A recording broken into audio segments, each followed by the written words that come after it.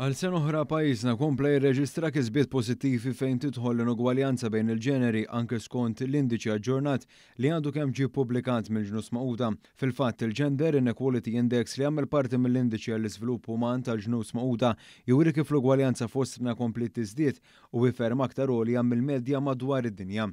Ħarsa lejn iċ-ċifri tal-inugwaljanza fid-dinja turi kif pajjiżna kiseb punteġġ ta' 0.117 li meta jitqabbel mal-medja globali ta' 0.462 għas-sena 2022 u ferm inqas u allura minqas diskrepanza bejn in-nisa u l-irġiel. Dan ipoġġi lil Malta fil-35 post minn fost 166 pajjiż f'dan l-indiċi. L-indiċi jasal għal dawn ir-riżultati wara li jittieħdu konsiderazzjoni tliet aspetti ta' ugwaljanza bejn il-ġeneri: is-saħħa riproduttiva, l-għoti tas-seta' jew kif inhu magħruf bl-Ingliż empowerment u s-suq tax-xogħol. B'hekk tingħata ħarsa fost oħrajn lejn kif inhu mqassam il-Parlament ta' kull pajjiż, il-proporzjon ta' mwiet waqt itqala u l-parteċipazzjoni femminili fis-suq tax-xogħol.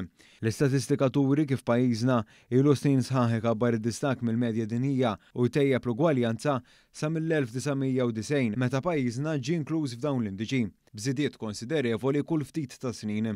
B'reazzjoni għal dawn ir-riżultati tkellimna mas segretarju parlamentari għall-ugwaljanza u r-riformi Rebecca Buttigieg li stqarret kif dan l-indiċi rifletti l-ħidma relatata mill-Gvern favur aktar ugwaljanza fis-soċjetà. Juri riżultat ċar dwar l-impenn li għandna bħala Gvern riformista u Gvern li dejjem joslu ugwaljanza.